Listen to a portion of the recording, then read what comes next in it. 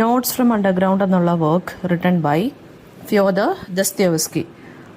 അതാണ് നമ്മളിന്ന് ഈ ഒരു വീഡിയോയിൽ അനലൈസ് ചെയ്യാൻ പോകുന്നത്. ഇപ്പോൾ ദസ്തയേവ്സ്കി ഒരു റഷ്യൻ നോവലിസ്റ്റാണ്, ഫിലോസഫറാണ്. വളരെ സൈക്കോളജിക്കൽ ആയിട്ടുള്ള രീതിയിൽ എക്സ്പ്ലോർ ചെയ്യുന്ന, അതായത് എക്സിസ്റ്റൻഷ്യൽ ആയിട്ടുള്ള തീംസ് ഒക്കെ വെച്ചിട്ട് സൈക്കോളജിക്കൽ ആയിട്ടുള്ള രീതിയിൽ ക്യാരക്ടേഴ്സിനെ ക്രിയേറ്റ് ചെയ്യുകയും അങ്ങനെയുള്ള സിറ്റുവേഷൻസ് ക്രിയേറ്റ് ചെയ്യുന്ന ഒരു റൈറ്ററാണ് ദസ്തയേവ്സ്കി. സോ 1849 അദ്ദേഹത്തിന്റെ പൊളിറ്റിക്കൽ വ്യൂസ് കൊണ്ട് അറസ്റ്റ് ചെയ്യപ്പെടുകയും 4 വർഷം അദ്ദേഹം സൈബീരിയൻ ലേബർ ക്യാമ്പിൽ സ്പെൻഡ് ചെയ്യുകയും ചെയ്തു. ഇപ്പോൾ ഹ്യൂമൻ സഫറിങ്ങിനെ കുറിച്ചും റിഡംഷനെ കുറിച്ചൊക്കെയാണ് അദ്ദേഹത്തിന്റെ most of the works deal ചെയ്യുന്നത്. മേജർ വർക്ക്സ് എന്ന് പറയുന്നത് crime and punishment, the brothers Karamazov, the idiot എന്നുള്ള വർക്കും പിന്നെ ഡീമൺസും. ഇപ്പോൾ ദസ്തയേവ്സ്കിയുടെ വർക്കിനകത്തെല്ലാം ഫ്രീ വിൽ, അതായത് ഒരു ഇൻഡിവിജ്വലിന് പൂർണ്ണ സ്വാതന്ത്ര്യം ഉണ്ടായിരിക്കണം. അയാളുടെ ആക്ഷൻസ് എന്ന് പറയുന്നത് അതിനെ ബേസ് ചെയ്തിട്ടായിരിക്കണം. ഫ്രീ വിൽ എന്നുള്ള കോൺസെപ്റ്റ് വരുന്നുണ്ട്, മൊറാലിറ്റി വരുന്നുണ്ട്, റീസണും ഫെയ്ത്തും തമ്മിലുള്ളൊരു കോൺഫ്ലിക്റ്റ് വരുന്നുണ്ട്. സോ വേൾഡ് ലിറ്ററേച്ചർ എടുക്കുകയാണെന്നുണ്ടെങ്കിൽ ദസ്തയേവ്സ്കി വളരെ ഒരു മോസ്റ്റ് ഇൻഫ്ലുവൻഷ്യൽ ആയിട്ടുള്ള റൈറ്റർ ആണ്. അപ്പോൾ നമുക്ക് പഠിക്കാനുള്ള നോട്ട്സ് ഫ്രം അണ്ടർഗ്രൗണ്ട് എന്നുള്ളത് അതൊരു നോവലയാണ്. അപ്പോൾ 1864 അദ്ദേഹം എഴുതിയിരിക്കുന്നത്. ആൻഡ് ഫസ്റ്റ് എക്സിസ്റ്റൻഷ്യലിസ്റ്റ് നോവൽ എന്ന് നമുക്ക് വേണമെന്നുണ്ടെങ്കിൽ ഇതിനെ വിളിക്കാം. അതായത് free will, self destruction, human നേച്ചറിലുള്ള കോൺഫ്ലിക്റ്റ് അല്ലെങ്കിൽ കോൺട്രഡിക്ഷൻസ്, ഇതിനെക്കുറിച്ചാണ് ഈ ഒരു നോവലയ്ക്കകത്ത് അദ്ദേഹം സംസാരിക്കുന്നത്. ഇതിനെ രണ്ടായിട്ട് നമുക്ക് ഡിവൈഡ് ചെയ്യാം. ഫസ്റ്റ് പാർട്ടിനെ അണ്ടർഗ്രൗണ്ട് എന്നും സെക്കൻഡ് പാർട്ടിനെ apropos of the wet snow എന്നും. അണ്ടർഗ്രൗണ്ട് എന്നുള്ളത് ഒരു മോണോലോഗാണ്. ആ ഒരു ഫസ്റ്റ് പാർട്ട് ഒരു അൺനെയിംഡ് നറേറ്ററാണ് അത് പറയുന്നത്. ആ അൺനെയിംഡ് നറേറ്ററിനെയാണ് നമ്മൾ അണ്ടർഗ്രൗണ്ട് മാൻ എന്ന് വിളിക്കുന്നത്. അദ്ദേഹം ഒരു ഫോർമർ സിവിൽ സർവൻ്റ് ആയിരുന്നു. സെയിൻറ്റ് പീറ്റേഴ്സ്ബർഗിൽ, അതായത് റഷ്യയിലെ സെയിൻറ്റ് പീറ്റേഴ്സ്ബർഗിൽ ഒറ്റയ്ക്ക് ജീവിക്കുന്ന ഒരാളായിരുന്നു ഇദ്ദേഹം. അദ്ദേഹം റാഷണലിസം ഇങ്ങനെയുള്ള ഐഡിയയൊക്കെ റിജക്റ്റ് ചെയ്യുന്നൊരു വ്യക്തിയാണ്. അതായത് ഹ്യൂമൻസ് എന്ന് പറയുന്നത് എന്താണ്, എന്താ പറയുക, വളരെ റാഷണലായിട്ട് തിങ്ക് ചെയ്യുന്ന ആളുകളാണെന്നും അങ്ങനത്തുള്ള രീതിയിലാണ് അവർ ജീവിക്കുന്നതെന്നും അല്ലെങ്കിൽ അവർ ബിഹേവ് ചെയ്യുന്നതെന്നും ഇതിനൊക്കെ എതിരായിട്ടുള്ളൊരു മനുഷ്യനായിരുന്നു നമ്മുടെ ഈ ഒരു സിവിൽ സർവൻ്റ് ആയിട്ടുള്ള അണ്ടർഗ്രൗണ്ട് മാൻ. അപ്പോൾ അദ്ദേഹം ആർഗ്യൂ ചെയ്യുന്നതെന്ന് വെച്ച് കഴിഞ്ഞാൽ എന്താണ്, ആളുകൾ ഡെലിബറേറ്റ്ലി എന്താണ് ഈ ഫ്രീ വില്ലെന്നുള്ള അല്ലെങ്കിൽ സ്വാതന്ത്ര്യം അവർ നടപ്പിലാക്കാൻ വേണ്ടി ആളുകൾ ശരിക്കും പറഞ്ഞു കഴിഞ്ഞാൽ അവർ ഡെലിബറേറ്റ് ആയിട്ട് അവരുടെ ഓൺ വെൽഫെയറിന് എതിരെ വർക്ക് ചെയ്യുന്ന ആളുകളാണ്. അതായത് നമുക്കിപ്പോൾ ഒരു കാര്യം വേണം, അപ്പോൾ നമ്മൾ ഒരു കാര്യം വേണം, നമുക്കത് പെട്ടെന്ന് ഈസി ആയിട്ട് കിട്ടത്തില്ല എന്നുണ്ടെങ്കിൽ നമ്മൾ എന്ത് ചെയ്യും, നമ്മളിപ്പോൾ നമ്മുടെ ചുറ്റിനും നിൽക്കുന്ന എക്സിസ്റ്റ് ചെയ്യുന്ന സിസ്റ്റത്തിനെതിരെ നമ്മൾ എന്ത് ചെയ്യും, ഫൈറ്റ് ചെയ്യും. അതായത് നമ്മൾ നമ്മുടേതായിട്ടുള്ള വെൽഫെയറിനെതിരെ ഫൈറ്റ് ചെയ്ത് നമ്മൾ അങ്ങനെയുള്ള ആളുകളാണ്. അതായത് ഫ്രീ വില്ല് നടപ്പിലാക്കുന്നത് നമ്മൾ എങ്ങനെയെങ്കിലും ഒക്കെയാണ് നമ്മൾ ആ ഫ്രീ വില്ല് നടപ്പിലാക്കുന്നത്. അതായത് ഫ്രീ വില്ല് എന്നുള്ളൊരു കാര്യം ശരിക്കും പറഞ്ഞാൽ നമ്മുടെ ഈ ഒരു അണ്ടർഗ്രൗണ്ട് മാൻ ഒരിക്കലും അക്സെപ്റ്റ് ചെയ്യുന്നില്ല. ആളുകളെന്ന് പറയുന്നത് എന്താണ്, ഫ്രീ വില്ലിന് വേണ്ടി അങ്ങ് മരിക്കാൻ നിൽക്കുകയാണ്. അതായത് ആളുകൾ ഓരോ കാര്യങ്ങൾ ചെയ്യാൻ വേണ്ടി അവർക്ക് എതിരെ തന്നെയാണ് വർക്ക് ചെയ്യുന്നതെന്നാണ് ആര് പറയുന്നത്, നമ്മുടെ അണ്ടർഗ്രൗണ്ട് മാൻ പറയുന്നത്. സെക്കൻഡ് സെക്ഷനകത്ത് അപ്രോപ്പോസ് ഓഫ് ദി വെറ്റ് സ്നോയ്ക്കകത്ത് പറയുന്നതെന്ന് വെച്ചാൽ കുറേ സീരീസ് ഓഫ് ഇവൻറ്റ്സിനെ കുറിച്ചാണ് അദ്ദേഹം പറയുന്നത്. നറേറ്ററിൻ്റെ പാസ്റ്റിനെ കുറിച്ചും അദ്ദേഹത്തിൻ്റെ കുറച്ച് തിയറീസിനെ കുറിച്ചും. അതായത് അദ്ദേഹം അതായത് നാണം കെട്ട കുറേ കാര്യങ്ങളെക്കുറിച്ച്, സോഷ്യൽ ഇൻട്രാക്ഷനെ കുറിച്ചൊക്കെ പറയുന്നുണ്ട്. ഒരു കീ എപ്പിസോഡിനെ കുറിച്ച് പറയുന്നുണ്ട്. അദ്ദേഹം ഒരു പ്രോസ്റ്റിറ്റ്യൂട്ട് ആയിട്ടുള്ള ലിസ എന്ന് പറഞ്ഞൊരു സ്ത്രീയുമായിട്ട് എൻകൗണ്ടർ ചെയ്യുകയും അതായത് അവരെ മീറ്റ് ചെയ്യുകയും അവരെ സേവ് ചെയ്യാൻ വേണ്ടി ഇയാൾ ഹെൽപ്പ് ചെയ്യുന്നെങ്കിലും പക്ഷേ അത് ഇമോഷണലി എന്താണ് അവരെ അബ്യൂസ് ചെയ്യുന്നതിന് തുല്യമായി അതായത് അവരെ ഹെൽപ്പ് ചെയ്യാൻ വേണ്ടി അയാൾ ഓരോ കാര്യങ്ങൾ ചെയ്തെങ്കിലും അവസാനം അത് അവർക്ക് ഉപദ്രവമായി തീർന്നു എന്നുള്ള രീതിയിലാണ് ഈ ഒരു സെക്കൻഡ് സെക്ഷൻ എൻഡ് ചെയ്യുന്നത്. അപ്പം നമുക്ക് ഡീറ്റെയിൽഡ് ആയിട്ട് നോക്കാം. അപ്പോൾ അനാലിസിസിനകത്ത് വരുന്നതെന്ന് വെച്ചാൽ എക്സിസ്റ്റൻഷ്യലിസവും ഫ്രീ വില്ലുമാണ് വരുന്നത്. അണ്ടർഗ്രൗണ്ട് മാൻ ശരിക്കും പറഞ്ഞു കഴിഞ്ഞാലും ഹ്യൂമൻ ബിഹേവിയർ എന്ന് പറയുന്ന ലോജിക് അല്ലെങ്കിൽ സയൻസ് വെച്ച് കംപ്ലീറ്റ് ആയിട്ട് എക്സ്പ്ലെയിൻ ചെയ്യാൻ പറ്റും എന്നുള്ള ഒരു ഐഡിയയ്ക്ക് എതിരെ നിൽക്കുന്ന ഒരാളാണ് ഈ ഒരു underground man. Instead he argues that എന്താണ്, ആളുകൾ ഇറാഷണലി ആണ് ആക്ട് ചെയ്യുന്നത്. അതായത് അവർക്ക് ഫ്രീ വില്ല് വേണം, സ്വാതന്ത്ര്യം വേണമെന്ന് പറഞ്ഞിട്ട് ആളുകൾ പക്ഷേ എന്താണ് ഭയങ്കര ലോജിക് ഇല്ലാത്ത രീതിയിലാണ് അവരുടെ ലൈഫ് ലീഡ് ചെയ്യുന്നതെന്നും. ഇനി സെൽഫ് ഡിസ്ട്രക്ഷൻ അല്ലെങ്കിൽ ഏലിനേഷൻ, നറേറ്ററിന് തന്നെ ഒരു കോൺട്രഡിക്ടറി നേച്ചർ ഉണ്ട്. അതായത് അയാൾക്ക് സോളിറ്റ്യൂഡും വേണം, അയാൾക്ക് ലോൺലി ആയിട്ട് ഇരിക്കുകയും വേണം, എന്നാൽ അയാൾക്ക് ബാക്കിയുള്ളവരുടെ അറ്റൻഷൻ വേണമെയും ചെയ്യണം. അതായത് ഐസൊലേഷൻ എന്ന് പറയുന്നത് എന്താണ്, ശരിക്കും പറഞ്ഞാൽ ഒരു ഡിസ്ട്രക്റ്റീവ് ആയിട്ടുള്ള ബിഹേവിയർ ആണ് എന്നാണ് നമ്മുടെ അണ്ടർഗ്രൗണ്ട് മാൻ്റെ ലൈഫിലൂടെ നമുക്ക് കാണാൻ സാധിക്കുന്നത്. തേർഡ് തീം എന്ന് പറയുന്നത് റാഷണലിസം കോൺസെപ്റ്റിനെതിരെയാണ്, അല്ലെങ്കിൽ യൂട്ടോപ്പിയനിസം എന്നുള്ള ഐഡിയക്കെതിരെയാണ് ഇദ്ദേഹം വർക്ക് ചെയ്യുന്നത്. യൂട്ടോപ്പിയനിസം എന്ന് പറയുമ്പോൾ എന്താണ്? ഒരു ഐഡിയൽ സൊസൈറ്റി. അപ്പോൾ അവിടെ കള്ളമില്ല, ചതിയില്ല, ഒന്നുമില്ല, എല്ലാവരും നല്ല സന്തോഷത്തോടെ ഭയങ്കര ഹാപ്പി ആയിട്ട് നിൽക്കുന്നു. അത് അങ്ങനെ ഒരു സൊസൈറ്റി ഇല്ല.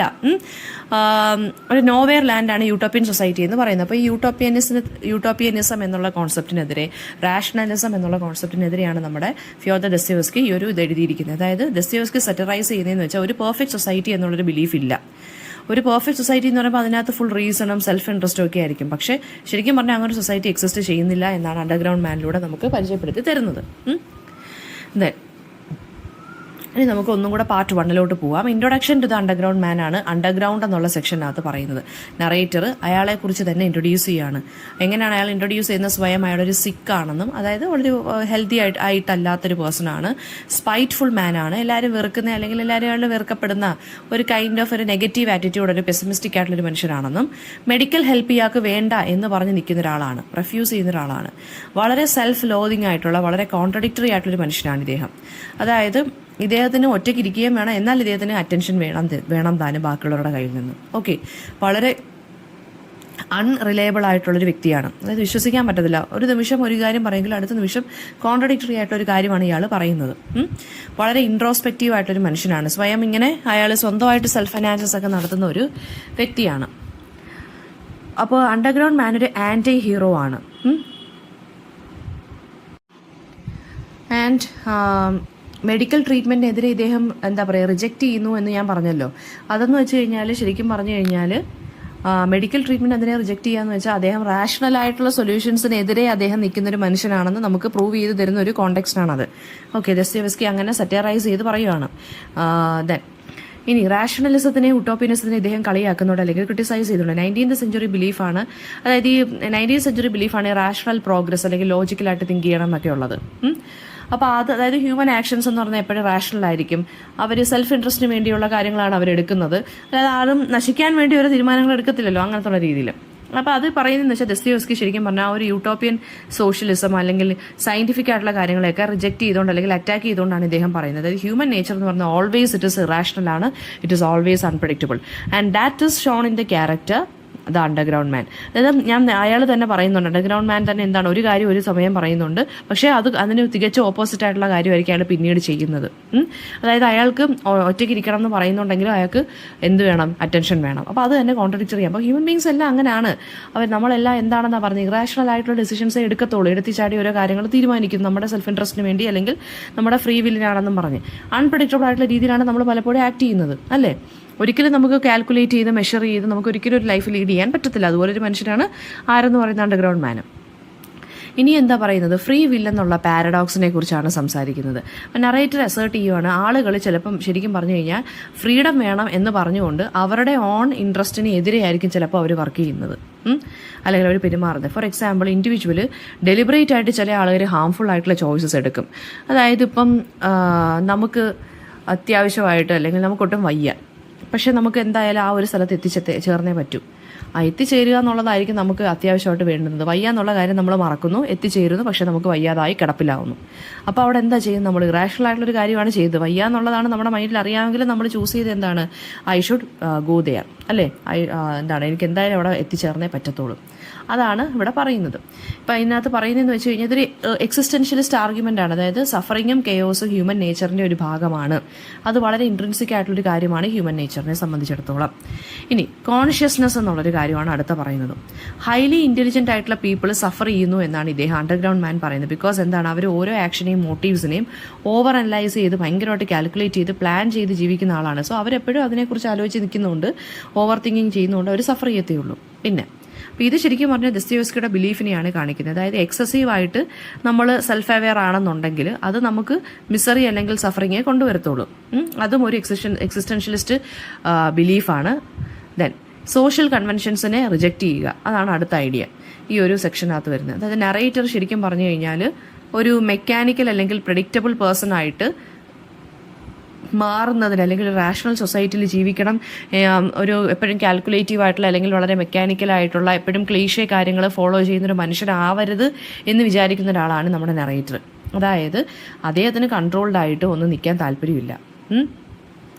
ഐഡന്റിറ്റിയും ഓട്ടോണമിയും തമ്മിലുള്ള ഇടയിലുള്ളൊരു ഗ്യാപ്പിലാണ് അദ്ദേഹം സ്ട്രഗിൾ ചെയ്ത് നിൽക്കുന്നത്, നമ്മുടെ ഈ ഒരു അണ്ടർഗ്രൗണ്ട് മാൻ നിൽക്കുന്നത്. ഓക്കെ, ദെൻ പാർട്ട് 2 ആണ് അപ്രോപ്പോസ് ഓഫ് ദി വെറ്റ് സ്നോ.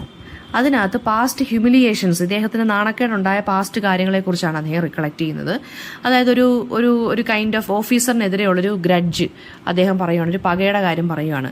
അതായത് ഒരു ദിവസം ഒരു ഓഫീസർ ഇയാളെ ഇഗ്നോർ ചെയ്തു ആൻഡ് അയാൾ അദ്ദേഹത്തിന്റെ ഡിഗ്നിറ്റി റീഗെയിൻ ചെയ്യാൻ വേണ്ടി അയാൾക്കെതിരെ എന്തോ ഒരു റിവെഞ്ച് എടുത്തു എന്നാണ് പറയുന്നത്. പക്ഷേ ആ പ്ലാൻ ബാക്ക്ഫയർ ചെയ്യുകയും ഓഫീസർ ഇയാളുടെ എക്സിസ്റ്റൻസിനെ പോലും അക്നോളജ് ചെയ്യാതെ പോയി, മൈൻഡ് ചെയ്യാതെ പോയി എന്നാണ് പറയുന്നത്. അതായത് അദ്ദേഹത്തിന് ശരിക്കും പറഞ്ഞാൽ ഭയങ്കര ഇൻസെക്യൂർ ആണ്. അതുകൊണ്ട് തന്നെ വളരെ സെൽഫ് ഡിസ്ട്രക്റ്റീവ് ആയിട്ടുള്ള ടെൻഡൻസീസ് ഉണ്ട്. അതായത് ഓഫീസർ മൈൻഡ് ചെയ്തിരുന്നു പറഞ്ഞാൽ അയാളെ അങ്ങോട്ട് പോയി മൈൻഡ് ചെയ്യിപ്പിക്കാൻ വേണ്ടി ഒരു പ്ലാൻ ചെയ്യുകയും അത് ബാക്ക്ഫയർ ചെയ്യുകയും പിന്നീട് അവസാനം ഓഫീസർ മൈൻഡ് ചെയ്യാതെ പോകുമ്പോൾ റിവെഞ്ച് എടുക്കാനൊക്കെ പോകുന്നതെന്ന് വെച്ച് കഴിഞ്ഞാൽ സത്യം പറഞ്ഞാൽ അത് എന്തുവാണ്, ഒരു സെൽഫ് ഡിസ്ട്രക്റ്റീവ് ആയിട്ടുള്ള ആറ്റിറ്റ്യൂഡ് അല്ലേ അത്? ഒരു സോസിയോപാത്തിൻ്റെ ഒരു കൈൻഡ് ഓഫ് ആറ്റിറ്റ്യൂഡ് അല്ലേ അത്? അപ്പോൾ ഇയാൾ തന്നെ പറയുന്നുണ്ട് ഇയാൾ ലോൺലിയാണ്, ഇയാൾക്ക് ലോൺലെസ് ഇഷ്ടമാണെന്ന് പറഞ്ഞിട്ട്, പക്ഷേ അയാൾക്ക് ആര് വേണം? അയാൾക്ക് ബാക്കിയുള്ളവരുടെ അറ്റൻഷൻ വേണം. അതാണ് ഇവിടെ കാണിക്കുന്നത്. ആ ഒരു സെൽഫ് കോൺട്രഡിക്ടറി നേച്ചറാണ് ഇതിനകത്ത് കാണിക്കുന്നത്. അപ്പോൾ അതായത് അദ്ദേഹത്തിൻ്റെ സ്റ്റേറ്റസ് അല്ലെങ്കിൽ ഇങ്ങനെയുള്ള കാര്യങ്ങൾ വളരെ ഇൻസെക്യൂർ ആയിട്ടുള്ള ഒരു മനുഷ്യനാണ്. അതാണ് ഇതിലൂടെ വ്യക്തമാകുന്നത്. പിന്നെ ഓൾഡ് സ്കൂൾമേറ്റ്സുമായിട്ട് ഡിന്നർ കഴിക്കുന്നുണ്ട്. അതായത് ഒരു ഫെയർവെൽ ഡിന്നറിന് ഇയാൾ സ്വന്തമായിട്ട് ഫോഴ്സ് ചെയ്ത് ഇയാൾ പോവുകയാണ്. അപ്പം കുറേ ഓൾഡ് ഫ്രണ്ട്സുമായിട്ടൊക്കെ ഇയാൾ കഴിക്കുന്നു. പക്ഷേ അയാളെ നാണം കെടുത്തി ഹ്യൂമിലിറ്റി ചെയ്യുകയാണ് ആ ഫ്രണ്ട്സ്. അയാൾ എക്സസീവായിട്ട് കുടിക്കുകയും അയാൾ അതായത് അയാൾ പിന്നെ ഇറങ്ങി പോവുകയും ഒരു സീൻ ക്രിയേറ്റ് ചെയ്യുകയും ചെയ്യുന്നുണ്ട്. അപ്പോൾ ഇതെല്ലാം എന്തിനാണ് കാണിക്കുന്നത്? അയാളെ അക്സെപ്റ്റ് ചെയ്യണം, കൂടെ ഉള്ളവരെ അക്സെപ്റ്റ് ചെയ്യണം എന്ന് അയാളുടെ മൈൻഡിലുള്ള ആഗ്രഹമാണ്. അത് ഇല്ലോജിക്കലായിട്ടുള്ള രീതിയിൽ പുറത്തു വരുന്നത്. അതായത് അദ്ദേഹത്തിൻ്റെ കോൺട്രഡിക്ടറി ഡിസയറാണ്. സൊസൈറ്റി ഇഷ്ടമല്ലെങ്കിലും ഇയാൾക്ക് റെക്കഗ്നീഷൻ വേണം, സൊസൈറ്റിയിൽ ഇയാൾക്കൊരു സ്ഥാനം വേണം. ഇനി ലിസ എന്നുള്ളൊരു സ്ത്രീയുമായിട്ടുള്ള എൻകൗണ്ടറാണ്. അയാൾ ലിസ എന്നുള്ളൊരു പ്രോസ്റ്റിറ്റ്യൂട്ടിനെ കണ്ടുമുട്ടുകയും ഇയാൾക്ക് ഈ പ്രോസ്റ്റിറ്റ്യൂട്ട് എന്നുള്ള ഈ ഒരു പ്രോസ്റ്റിറ്റ്യൂഷനിൽ നിന്ന് ഇവിടെ രക്ഷപ്പെടുത്തണമെന്ന് ഇയാൾക്ക് അതിയായ ആഗ്രഹമുണ്ട്. ഇയാൾ സേവ് ചെയ്യാൻ വേണ്ടി നിൽക്കുകയാണ്. ഇയാളൊരു സ്പീച്ചൊക്കെ കൊടുക്കുന്നു. അതായത് ഇവരുടെ ഫ്യൂച്ചർ നശിച്ചു പോകും, ഇങ്ങനെ ഈ ഒരു ജോലി തുടർന്നു കഴിഞ്ഞാൽ എന്നൊക്കെ പറഞ്ഞ് ഇയാൾ ഓരോ കാര്യങ്ങൾ ചെയ്യുന്നുണ്ട്. റെസ്പോണ്ട് ചെയ്യുന്നുണ്ട് ഭയങ്കര ആശ്വാസത്തോടുകൂടി. ബട്ട് ലേറ്റർ ഇവരെ എന്ത് ചെയ്യാണ്? ക്രൂവലി ഇൻസൾട്ട് ചെയ്യുവാണ്. അതായത് അയാൾ ആദ്യമേ ഉപദേശിച്ച് വിടുന്നുണ്ടെങ്കിലും തിരിച്ച് പിന്നീട് ഹെൽപ്പിന് വേണ്ടി വരുമ്പോൾ ഇയാൾ തിരിച്ച് ഇൻസൾട്ട് ചെയ്ത് വിടുകയാണ് ചെയ്യുന്നത്. അപ്പോൾ ലിസയെ ഡോമിനേറ്റ് ചെയ്യാൻ വേണ്ടിയാണ് ഇയാൾ നോക്കിയത്, കൺട്രോൾ ചെയ്യാൻ വേണ്ടി. ലേറ്റർ ഇയാളുടെ ക്രൂവൽറ്റിയാണ് അവിടെ എക്സ്പോസ്ഡ് ആയത്. ഓക്കെ, അതായത് അയാൾക്ക് ജെന്യൂൻ ആയിട്ടൊരു കണക്ഷൻ അവരുമായിട്ട് വേണ്ട. അതാണ് ശരിക്കും പറഞ്ഞാൽ അവർ തിരിച്ചു വന്നപ്പോൾ ഇയാൾ ഇങ്ങനെ ക്രൂവലായിട്ട് പെരുമാറാനുള്ള കാരണം. ഫൈനൽ ഐസൊലേഷൻ ആണ് അടുത്തത്. അതായത് ലിസ ലീവ് ചെയ്യുന്നു ആൻഡ് ഹി റിയലൈസസ് ഇയാളുടെ കാര്യത്തിൽ കുറച്ചും കൂടി കെയറുള്ള ഒരേ ഒരു വ്യക്തിയാണ് ഇയാൾ എന്ത് ചെയ്തത്? റിജക്റ്റ് ചെയ്ത് വിട്ടത്, അല്ലെങ്കിൽ ഇൻസൾട്ട് ചെയ്ത് വിട്ടത്. സോ ഇയാൾ സെൽഫ് ഇമ്പോസ്ഡ് ആയിട്ടൊരു എക്സൈലാണ് ഇയാൾ ചൂസ് ചെയ്യുന്നത്. അതായത് ഇയാൾ ഒറ്റയ്ക്ക് നിൽക്കാനാണ് ഇയാളുടെ വിധി ഇയാൾ മനസ്സിലാക്കി എടുക്കുവാണ്. അപ്പം നോവൽ എൻഡ് ചെയ്യുന്നതെന്ന് വെച്ച് കഴിഞ്ഞാൽ കംപ്ലീറ്റ് ആയിട്ട് ഇയാൾ എലിനേറ്റഡ് ആയിട്ട് നിൽക്കുവാണ്. അതായത് എക്സസീവ് ആയിട്ടുള്ള ഒരു ഇൻട്രോസ്പെക്ഷൻ അല്ലെങ്കിൽ self analysis often it leads to suffering. അതാണ് ഈ ഒരു ക്യാരക്ടറിലൂടെ നമ്മുടെ ദസ്തയേവ്സ്കി ഇതിനകത്ത് കാണിക്കുന്നത്. അപ്പോൾ ഇതൊരു സൈക്കോളജിക്കൽ നോവലായിട്ട് തന്നെ എടുക്കണം ഇതിനെ. ഒരു മനുഷ്യൻ്റെ ചിന്തകളെക്കുറിച്ചും അയാളുടെ പെരുമാറ്റത്തിനെക്കുറിച്ചുമാണ് ഇതിനകത്ത് പറഞ്ഞു പോകുന്നത്.